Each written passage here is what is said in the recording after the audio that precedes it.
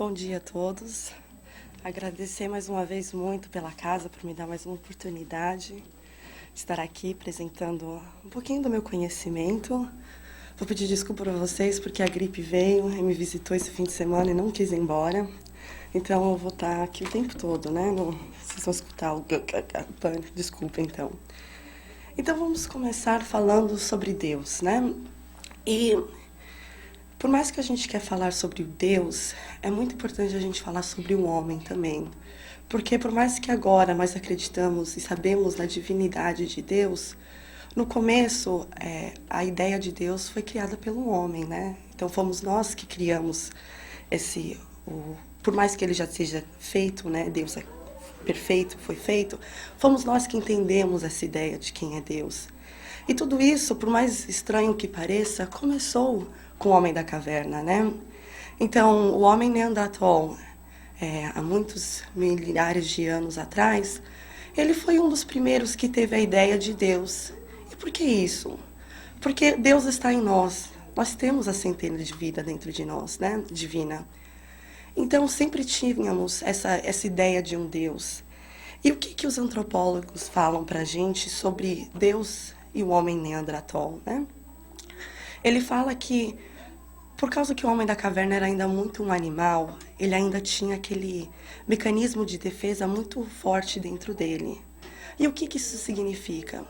Se ele estivesse lá fora, procurando um animal para caçar, e ele escutasse um barulho vindo da floresta, o que o homem Neandertal pensava?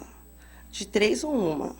Ou é um dos meus amigos que está caçando comigo, ou é um outro predador que está me caçando e está passando por aí, ou é o vento, certo? E o que esse mecanismo de defesa tem a ver com Deus? Tem muito.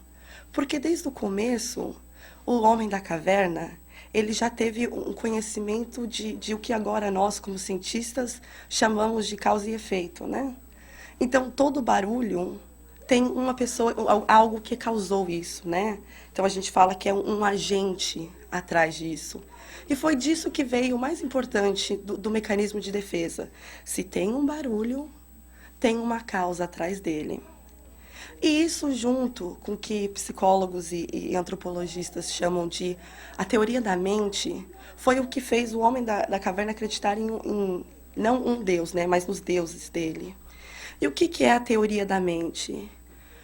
Por mais que nós éramos animais antes e vivíamos em um pack, né, em grupos, foi só quando fomos humanos e tivemos... Porque nós humanos somos animais racionais, certo? Então tem todo um pensamento.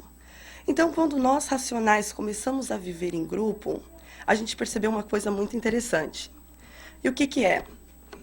Todo mundo quer alguma coisa. Não adianta, né? É a natureza humana. Então, se estamos em um grupo e o fulano está sendo muito bonzinho comigo, a primeira coisa que eu falo já é, né? O que ele quer? E isso vem também do homem da caverna. Por quê? O homem da caverna, ele começou a entender que para eu poder entender a ação de uma pessoa, eu tenho que entender o pensamento dele. Então, nisso, ele percebeu que tudo tem um porquê, toda causa tem um porquê. Então, se alguém está sendo bonzinho comigo, é porque ele quer alguma coisa. Ou talvez ele seja bonzinho, eu não sei, mas sempre é alguma coisa, né? Então, isso juntando com o mecanismo de defesa, o que aconteceu com o homem da caverna? Ele começou a entender que toda vez que ia chover, era porque alguma coisa aconteceu. Talvez alguém deixou o Deus da chuva bravo. Se o vulcão começasse a entrar em erupção, o que ele pensava? Alguém fez alguma coisa contra o deus do vulcão e a gente precisa agradar os deuses, né? Então, tudo isso, ele pegou tudo que ele não entendia, mas ele sabia que tinha uma causa atrás, e ele começou a mistificar. Começaram vários deuses, né? E na mente simples do homem da caverna e do homem em geral, o que ele foi fazer? Se eu magoei alguém, eu tenho que arrumar isso. Então, o que eu gosto? Eu gosto de carne. Então, o que eu vou fazer? Vou pegar um bezerro e jogar lá no vulcão, porque agora o deus do vulcão vai ter uma carne bem gostosa para ele comer e ele vai ficar feliz. Porque eu, quando eu como, eu fico feliz, né? Ou então, ele pensava assim, vamos pegar, isso é realidade com os astecas, né? A figura, o grupo asteca, eles acreditavam em sacrifício humano. E eles só sacrificavam as pessoas muito bonitas, que era assim um padrão de beleza fora do que era normal deles, né? Então eles pegavam a mulher ou o homem mais bonito, tacavam lá no vulcão e pronto. Fica feliz agora, por favor. Funcionava? Não sei. Eu estava lá, mas eu não lembro, infelizmente. Então, espero assim. Ainda estamos aqui vivos, né? Então, eu acho que os deuses do vulcão ficaram satisfeitos. Mas depois do homem da caverna, a gente viu o Egito, né? E por que, que o Egito é tão importante para a gente? Porque é uma primeira vez que temos uma religião muito bem escrita, muito bem falada. E a origem da religião egípcia, ela não é muito entendida ainda. O que eles acreditam era o que aconteceu, era que existiam várias tribos antes no Egito que acreditavam em certos deuses diferentes. E aí, depois de muitos anos, existiu uma unificação do Egito. Então, todas as tribos, né, viraram um reino do Egito com um faraó. Antes era dois faraós, o do norte e do sul, agora é só um. E o que que isso levou? Levou todas essas religiões, colocar dentro de um balde, assim, dar uma misturada e virou só uma. E a gente vê isso porque tem vários deuses, que é Deus da mesma coisa, mas tem vários nomes diferentes. Porque é toda essa mistureba, assim, sabe, que eles fizeram dessas religiões. E o que que os deuses egípcios, eles representavam? Eles representavam fenômenos naturais e sociais. E eles estavam muito presentes com a natureza. Então, mais uma vez, era o deus do sol, era o deus da chuva, era o deus da morte. Era tudo coisas que aconteciam ao redor do homem que ele não entendia, então eles colocavam uma mistificação atrás dela, né? Mas o mais importante dos deuses do Egito era que eles tinham que manter o Ma'at. Eu não sei se eu estou falando sério, espero que sim. M-A-A-T. E o que que é isso? É a ordem divina. Então, eles acreditavam que o universo tinha uma ordem divina e o que os deuses tinham que fazer? Manter essa ordem. Só que os deuses egípcios eles eram um pouquinho diferentes do nosso Deus, porque eles eram muito limitados. Primeiro de tudo, eles não eram onipotentes. E porque nós vamos ver isso com as outras religiões que vamos falar, por serem homens que estão criando essa divindade, esses deuses são muito humanos. O que que isso significa? Os deuses egípcios, eles sentiam emoções. Eles comiam, eles bebiam, eles brigavam entre um e o outro, eles choravam, eles ficavam doentes e tem deuses que até morriam. Contar até para vocês a história do deus do sol, dos egípcios. Os egípcios acreditavam que todo dia, quando o sol nascia, o deus do sol era um jovem e o dia inteiro que o sol ficava andando no céu, ele envelhecendo, envelhecendo, envelhecendo, envelhecendo. Quando o sol se punha, ele estava velho e ia para o mundo inferior. Vamos falar assim, na nossa mente é muito fácil pensar em inferno, né? Pensar em purgatório, mas para eles era um mundo inferior, onde as almas iam. Enquanto ele estava no mundo inferior, ele enjuvenescia de novo, para no outro dia, quando o sol nascia, ele estava jovem de novo. Então, você vê, um Deus praticamente nasceu, morreu durante um dia, e tudo isso o resto da vida dele, né? Então, isso mostra pra gente que os deuses egípcios não eram imortais. Então, eles morriam. O deus Osíris foi, na verdade, assassinado. Então, para você ver, um deus muito humano ainda, né? Mas eles acreditavam muito que isso era um bom sinal, que um deus morria. Porque isso era um sinal de renovação. O mundo tinha que renovar, então os deuses também tinham que renovar. E eles acreditavam muito que teve um Deus criador, e ele foi o que criou tudo, e ele está continuando com esse Ma'at, né, essa ordem divina, mas um dia o caos vai vir, essa ordem vai se destruir, e só vai sobrar ele e Osíris. E Osíris era o deus da morte, vamos colocar morte entre parênteses, né, porque, mais uma vez, a gente não entende como eles pensavam a morte, comparado com nós. O deus da transição, o deus da ressurreição e o deus da regeneração. Então, isso leva nós a acreditar que esse fim, com só sobrando o deus da criação e o deus Osíris, vem a significar que há uma nova renovação vindo, né? Então, eu imagino que esse novo Deus criador ia criar tudo de novo e existiria uma nova criação, nova regeneração de tudo. Mas esses eram os deuses egípcios. Então vamos falar agora dos deuses gregos, porque é uma filosofia de vida que a gente conhece muito, né? A gente fala muito, a Disney fez vários filmes sobre isso, né? Desculpa. Então a Grécia começou nos anos 900 a.C. E eles também eram politeístas, então eles acreditavam em mais que um deus. E na mente deles, o Zeus era o rei dos deuses. Mas Zeus, mais uma vez, não era onisciente. E eles acreditavam, mais uma vez, que nem os egípcios, em fenômenos naturais e sociais. Então tínhamos Zeus, o deus do trovão. Tínhamos Poseidon, o deus dos mares e dos terremotos. Tínhamos Hades, o deus do mundo inferior. Tínhamos Ares, o deus da guerra. Então, mais uma vez, pegando aquelas coisas que aconteciam com eles e colocando uma mistificação atrás, né? uma causa atrás dela. Só que os deuses gregos, eles eram muito diferentes, né? Porque eles não eram nem bons e eles também não eram nem poderosos. Todos poderosos. O que isso quer dizer? Os deuses tinham que obedecer o destino. E era isso que eles acreditavam mesmo. Então, por exemplo, eu espero que vocês aqui tenham lido a Odisseia. A Odisseia é sobre um homem que ele termina a guerra e ele quer ir embora para casa dele, ver a esposa dele, que ele não via há mais de 20 anos. Só que os deuses não querem que ele vá para casa dele.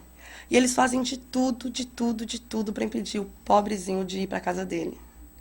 Mas eles não conseguem. Por quê? É essa a crença do destino. Era o destino dele chegar na casa dele. Então, os deuses podiam atrapalhar e eles podiam atrasar, mas eles não podiam impedir. E eles agiam muito como homens. E eles tinham vários vícios. Então, a gente tinha o deus Dionísio, que é o deus das festas, dos vinhos, e o que é o título oficial dele, tá, gente? Da intoxicação que funde o bebedor com a deidade. Então, para você ver, para os gregos, para você se sentir como Deus, você tinha que estar bêbado. Então, mostra muito o que era a divindade grega. E eles tinham muitos contatos com os humanos, até que as lendas dizem que eles tinham filhos com os homens, né? Temos o Hércules, mais uma vez um filme da Disney, com todos os seus 12 trabalhos. Então, vimos que tinha muita conexão pessoal, né, física, entre os deuses e os homens. Mas como os egípcios, os gregos acreditavam no mundo inferior. E eles acreditavam muito na vida após a morte como um espírito, né? Tanto é que quando você morria na Grécia, eles colocavam 2 moedas nos seus olhos para quando você chegasse no mundo inferior, você tivesse um dinheiro para pagar para as pessoas que carregam as almas, né? Então, tanto é que a ideia da reencarnação, que é algo que nós, espíritas, acreditamos muito, ela começou na Grécia. Pitágoras e Platão foram as primeiras pessoas que escreveram sobre o que é a reencarnação. Então, vemos que esse misticismo todo que não conheciam ainda era muito ligado à morte. O que acontece com depois da gente? Mas por mais legal que seja falar de politeísmo, né, não é a nossa realidade mais. Acreditamos em um Deus e um Deus único. Então, por isso que foi muito importante o judaísmo vir. O judaísmo foi a primeira religião monoteísta que teve. Isso foi muito importante porque foi ela que marcou o começo do que foi o nosso cristianismo, né, em acreditar em um só Deus. Então, os judeus acreditam que Deus não é matéria e também não é espírito. Ele criou os dois, mas ele não é nenhum. E ele, na verdade, está acima da matéria, está acima do espírito, está acima da construção do espaço, está acima da construção do tempo. Então, Deus é único e é todo-poderoso. E ele criou um universo, e até hoje ele preserva o universo, e ele interage com homens de uma forma pessoal. Isso é completamente diferente dos gregos, né? Que era uma forma física. Não, agora é uma forma pessoal. Deus pode conversar com você, só que é íntimo, né? E era um Deus, mais uma vez, absoluto, o único. Era um Deus onipotente, então ele era todo poderoso, e era onisciente, ele conhecia tudo. Existem certos relatos de judaísmo durante as Idades Médias em que eles acreditavam que o Deus não entendia as nossas ações. Mas isso não é mais uma coisa que os judeus acreditam hoje, né? Então, em outras palavras, o Deus judeu era um Deus muito pessoal. Ele tinha uma relação com o homem, mas ele ainda estava acima de todas essas relações. E qual que é o melhor jeito de você entender o Deus do judaísmo? É com o Antigo Testamento, certo? E no Antigo Testamento, no Deuterônimo 4:24, diz: Pois o Senhor, o seu Deus, é Deus zeloso, é fogo consumidor. Essa imagem é muito forte para mim, um fogo consumidor. Porque quando a gente pensa em fogo, ele não tem controle, né? Ele vai, queima tudo e acaba com tudo. E é algo que acabamos de ver um pouquinho no Antigo Testamento, né? Porque os atos de Deus, a gente tem o dilúvio de Noé, que destruiu tudo, só sobrou os animais que estavam dentro da arca e a família do Noé. Nós temos todas as pragas do Egito, com Moisés, certo? Que atacou todo o Egito para liberar os judeus que eram escravos. E também temos Jericó, né? Onde uma cidade inteira foi destruída. Então, assim, é um Deus bem... Também é o nosso Deus, né? Porque nós também acreditamos no Antigo Testamento. Mas vemos que é um Deus um pouquinho mais assim, né? O que é certo e o que é errado, nem pense. Então, nisso vem ao nosso cristianismo. E eu vou dar um foco... Nós sabemos que existem várias religiões que cabem nessa janela, né? Nesse guarda-chuva que chamamos o cristianismo. Mas o catolicismo é o que vamos dar um pouquinho mais focos, porque vem a imagem, né, o Deus de Michelangelo. Toda vez que eu penso, quando eu era pequena e fomos, por mais que meu pai sempre foi espírita, né, sempre tem ainda aquele catolicismo na nossa vida. Então toda vez que falava em Deus, eu pensava naquele Deus de Michelangelo com o dedo, né? Então aquela barba branca, aquele senhor bem mais velho, né? Um ancião, bem barbudo. E eu até lembro que quando eu ia na casa dos familiares da minha mãe lá em Minas, sempre tinha vários quadros, né? Com aquele Deus assim bem antigo, né? Ancião mesmo. E tanto é que na Gênesis, no capítulo 1, versículo 27, está escrito que e criou Deus o homem à sua imagem. A imagem de Deus o criou. Homem e mulher os criou. Então é daí que vem essa ideia de um homem ancião, né? Então estamos mais uma vez colocando o homem no Deus. E no Novo Testamento, que aí foi que começou mesmo o cristianismo com Jesus, e é através de Jesus que vemos um Deus de amor. E no catolicismo nós vemos a Trindade, né? O Pai, o Filho e o Espírito. Então muita gente pensa que isso quer dizer que Deus é três. E não é, porque ainda acreditamos em um Deus único. Deus é só um. Mas o que essa Trindade quer dizer para a gente é que existe um Deus Salvador. A salvação só é manifestada por Jesus, o Filho. E para você acessar essa salvação é pelo Espírito Santo. É um pouquinho confuso, eu compreendo que quando eu estava estudando isso, eu demorei um dia inteiro para conseguir entender isso.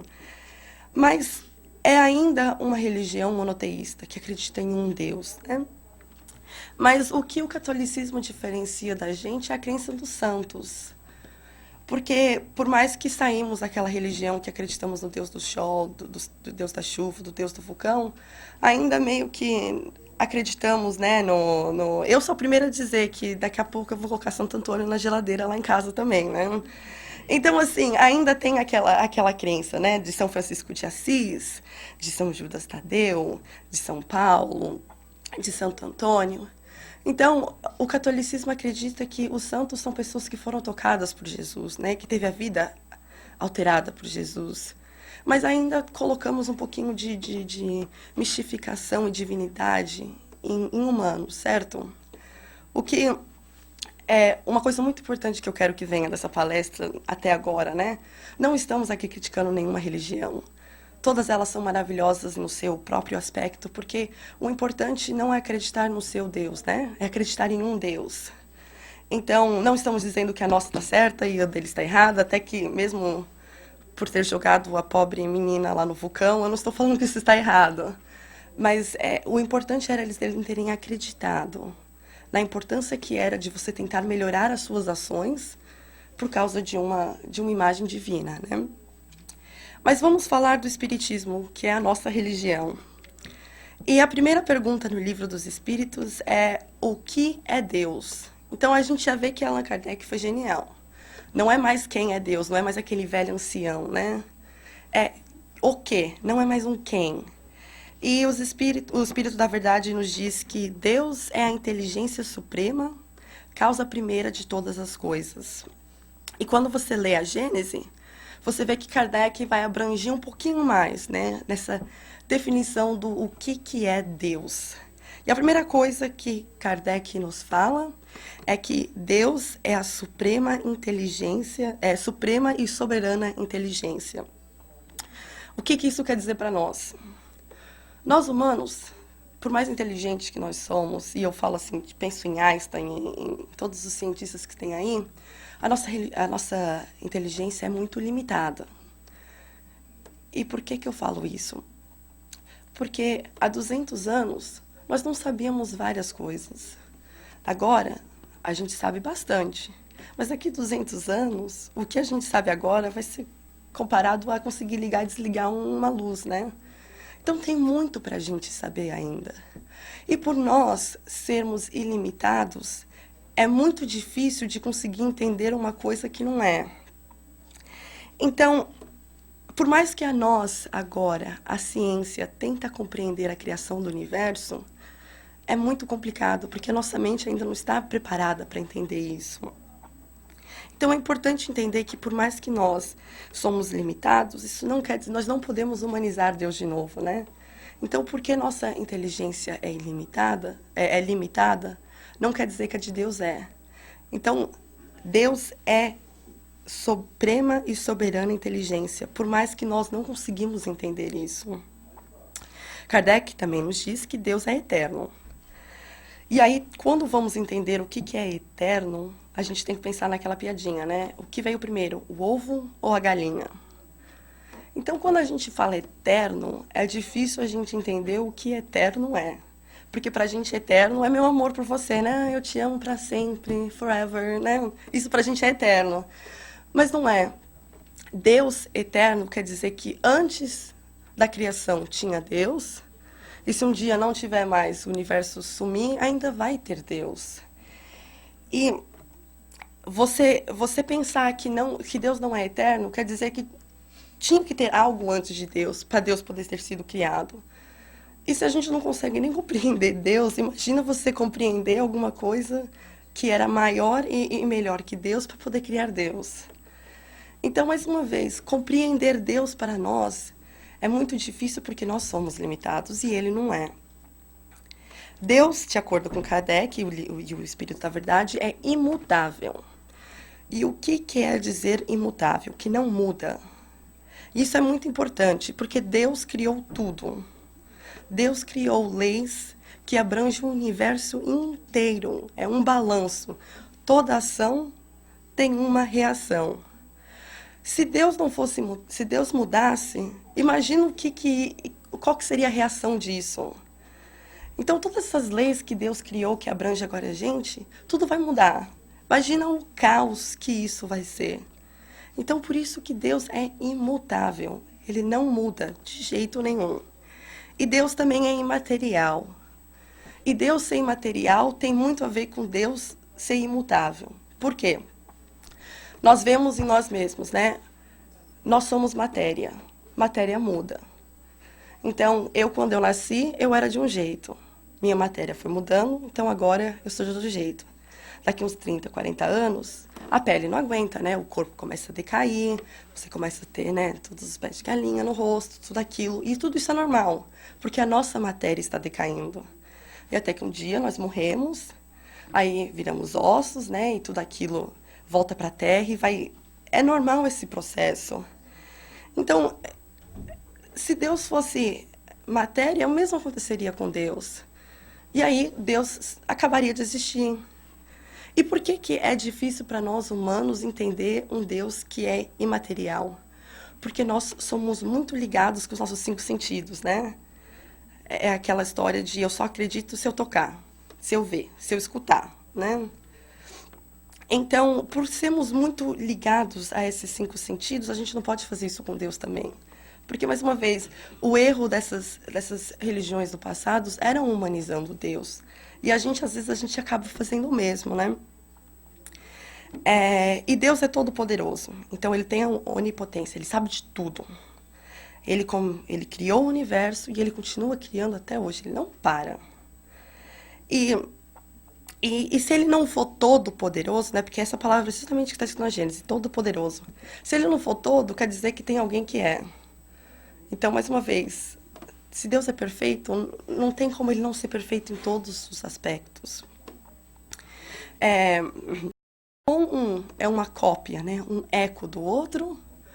Ou se você tiver dois, significa que dois deuses têm poderes distintos e juntos eles formam só uma entidade perfeita. Mas se você tiver dois que têm poderes ilimitados, então você está tirando a perfeição divina deles, né? Então, por isso que é muito importante, Deus é só um. E venhamos e convenhamos, já temos problema, já temos dificuldade, né, com um Deus, imagina se tivesse dois. Então, é muito interessante a gente ver o que o Espiritismo e as outras religiões acreditam no que é o Deus, mas não importa o que nem eu disse para vocês, nós somos muitos, muitos imperfeitos, muitos, muito mesmo. Então é muito difícil a gente compreender algo que a gente nem entende. A gente não entende o que é ser perfeito, a gente não entende o que é ser bondoso e justo soberanamente. O que é ser inteligente num aspecto dele.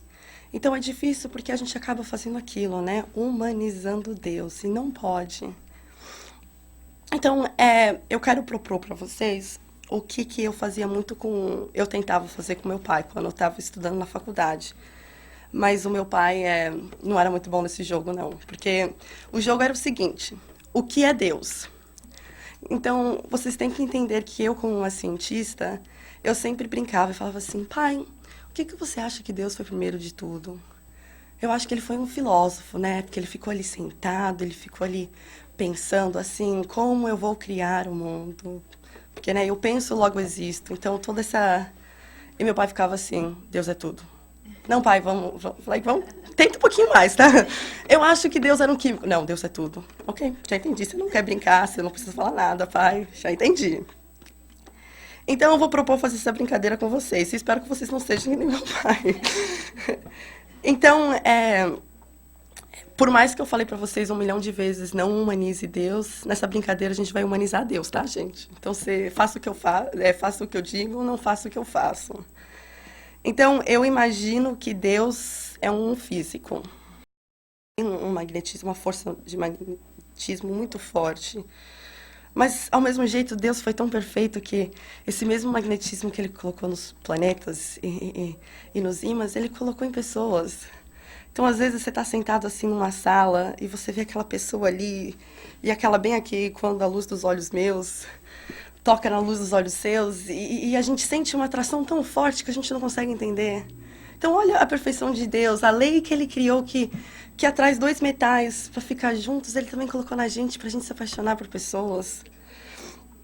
Quando ele criou a gravidade, ele quis criar uma força para segurar os planetas, né?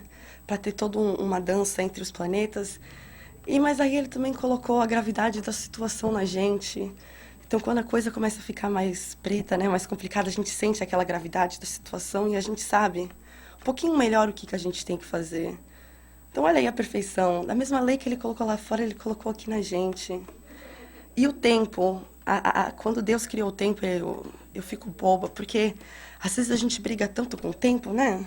Aquelas 24 horas que dão pra gente, nunca parece que é o suficiente.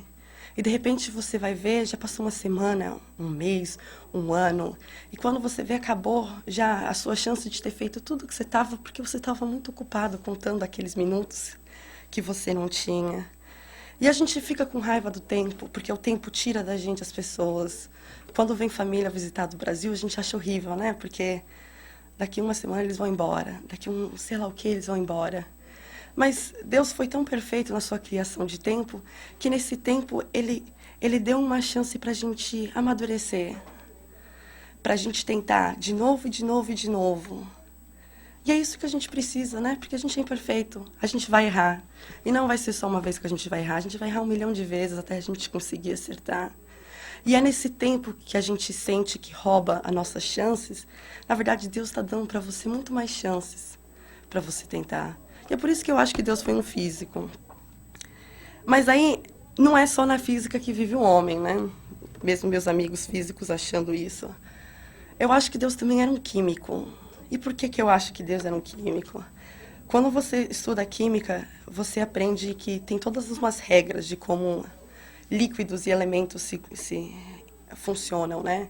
E quando você aprende a água é a que ela muda tudo, né? Pode isso, Arnaldo? A água pode. A água desafia todas as regras. Então vamos pensar numa coisa bem simples. Quando você tem qualquer elemento e você está com ele em líquido, quando você congela ele vira sólido, o que acontece? O negócio afunda. Gelo afunda na água, gente? Não. Olha aí, todas as leis do universo na água não funcionam. E por que eu acho que Deus foi químico quando ele fez e com a água, né? O que ele... essa lição toda que ele quis nos dar, né? Porque a água, ela representa a vida. Quando a gente procura em vida em qualquer planeta, qual que é a primeira coisa que a gente procura? Água. E o que isso quer dizer? Porque quando a gente está lutando muito por algo que a gente quer, qual que é a primeira coisa que demonstra que você está realmente fazendo esforço?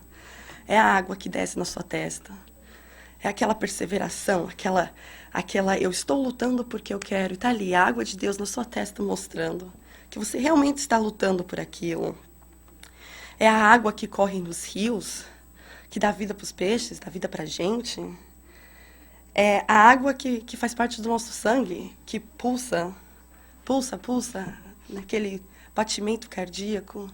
E é o que nos dá a chance de ficar continuando correndo, ou continuar tentando e continuando. É a água da vida que Deus colocou dentro de você, no seu sangue. E eu acho que o mais filósofo, né, do químico Deus foi que ele colocou a água nos nossos olhos. Meio que como se fosse para lavar toda a tristeza da nossa vida, sabe? Quando aquele coração tá bem apertado, vem só aquela água que sai dos seus olhos, parece que aquilo lava, sabe? Lava a alma, leva tudo embora, a tristeza. E se não funcionar, tenta de novo, chora de novo. Porque é assim, ou então começa a suar, vai correndo atrás do que você quer. Mas esse foi Deus como químico, criando a água para curar. Mas Deus também foi biólogo.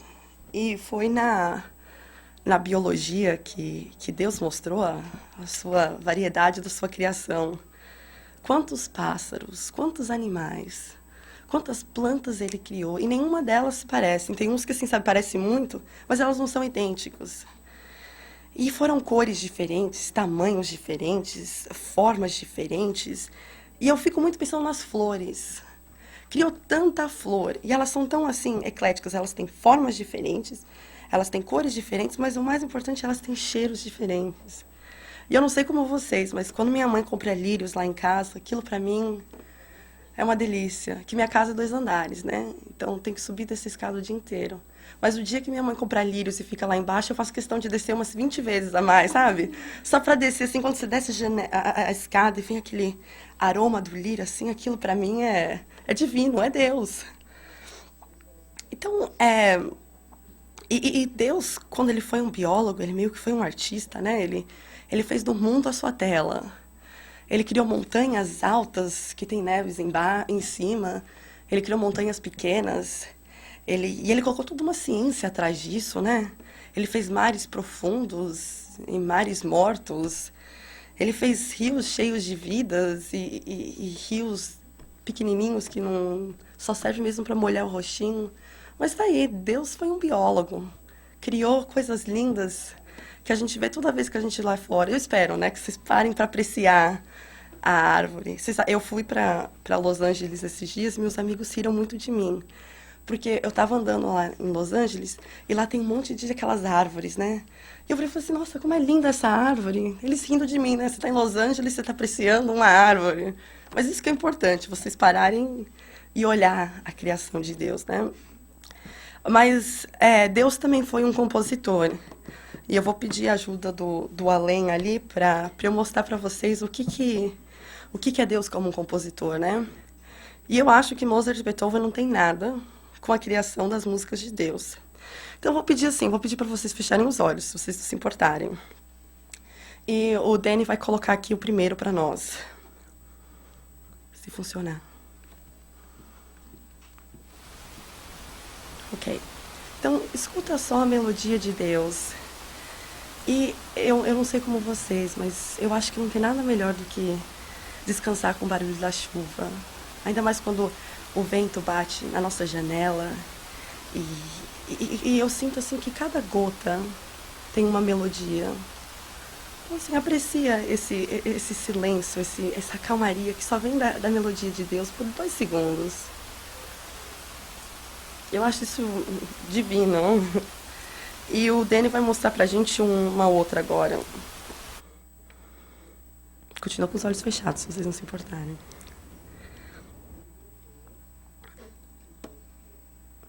E é nesse barulho do fogo comendo a madeira que eu me sinto até mais aquele calor divino, né? Eu acho que não tem nada mais gostoso que o barulho do fogo comendo a madeira. E eu sinto, assim, uma calma, eu sinto um calor, eu sinto... Me dá vontade de, assim, sentar em frente ao fogo com meu livrinho e descansar, relaxar. E não tem música clássica que consegue fazer esse mesmo paz que é esse barulho do fogo. E Deus colocou outra melodia também nos pássaros. E escuta só que delícia é você acordar todo dia com esse barulhinho na sua janela. Eu me sinto até mais disposta a sair lá fora e correr uma maratona depois de ter escutado isso. E o mais maravilhoso da criação da melodia dos pássaros que Deus fez é que nenhuma espécie de pássaro tem o mesmo som que o outro, né?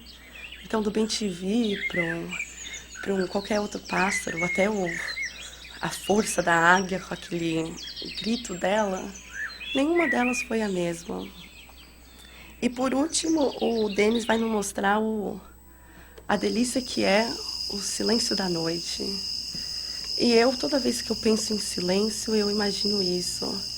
E mais uma vez, é uma melodia tão gostosa, uma melodia que traz uma calma, uma vontade de dormir, não é?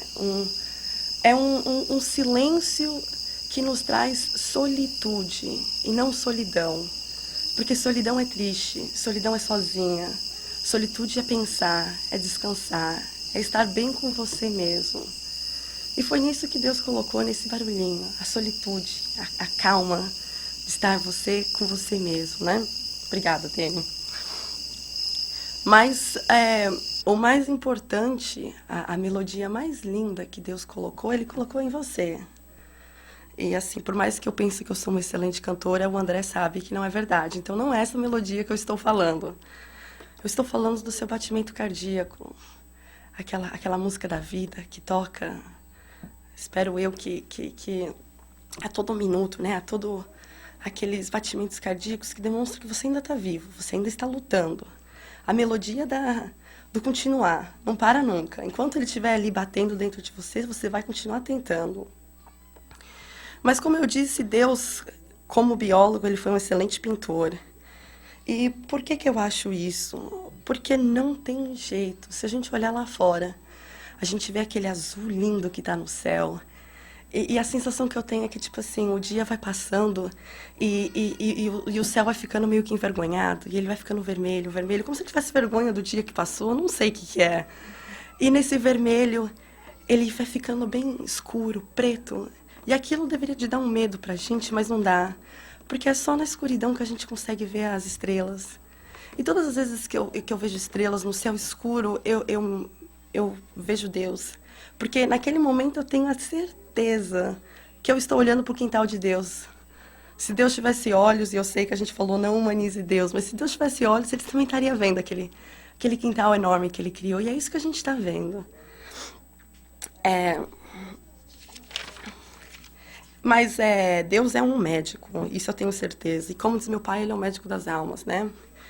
Mas no seu design divino do corpo, ele criou todo um sistema imunológico que toda vez que você se machuca, ele vai lá e funciona. Por isso que a minha gripe, daqui a alguns dias, vai estar melhor, né? Por causa desse meu sistema imunológico. Mas ele foi tão divino nesse aspecto de curar, que Deus sempre nos deixou com um pouquinho de cicatrizes. Meio que como para lembrar pra gente, sabe? Olha, você se machucou, você está melhor, mas não se esqueça o que você fez para fazer aquilo para você não se machucar de novo. Como se deixasse lembretes, né, no nosso corpo sobre o que a gente passou, o que é que aconteceu. Mas como foi médico das almas que Deus foi divino, isso vem um pouquinho de novo com a água, né? Porque, que nem eu disse, só as lágrimas, elas conseguem esvaziar um coração.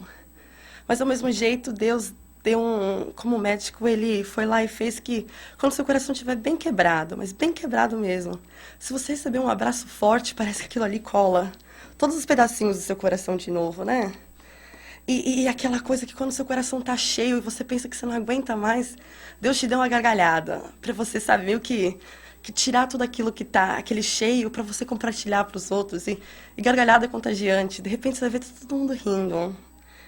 Mas o que Deus fez como médico das almas, que foi maravilhoso, foi que ele nos deu um jeito de curar um coração vazio, né? Ele nos deu amor para a gente poder curar um coração vazio. Então Deus, em sua divinidade, sua inteligência perfeita, ele curou a gente para todos os problemas. Tá triste? Chora. Tá sozinho? Procurem alguém. Tá se sentindo triste? Pede para alguém te abraçar e eu te garanto que aquilo vai embora. Deus deu todas as chances para a gente se curar de tudo que tem aí, mas tem que colocar o suor na testa, tem que ir atrás, não pode esperar. E Deus foi um coreógrafo. E esse foi o que foi mais difícil para eu... Porque, assim, eu como uma cientista, né, foi fácil ver ele como um médico, um biólogo, um físico. Mas Deus como um coreógrafo, eu acho que foi, assim, divino. Porque Deus fez danças em planetas, e a gente vê isso no nosso, né? O jeito que o planeta Terra dança com o Sol é o que faz a gente ter um verão tão lindo. Aí vem a primavera, é mais linda ainda que o verão. Aí vem o outono e eu não sei como é que consegue ser mais bonito do que o que a primavera estava. E aí vem o inverno e por mais que a gente briga de limpar a neve, não tem nada mais bonito que aquele branco. E é essa dança de um sol e a terra que nos trouxe isso. E como se não bastasse, Deus fez a terra dançar nela mesma. E isso nos dá o dia e a noite. E nos dá o tempo para a gente continuar tentando, e tentando, e tentando, e tentando. E foi, mais uma vez, que nem naqueles filmes, a dança de olhares entre duas pessoas, que a gente encontra aquele amor que enche nosso coração vazio de novo. Então Deus foi muito inspirado quando ele fez a dança dos planetas e do universo e da gente, né? Porque é isso o que nos dá renovação, porque é isso que é as estações do ano, é isso que é o dia, é isso que é encontrar um amor, é renovação, é virar a página e continuar a tentar de novo, de novo, de novo.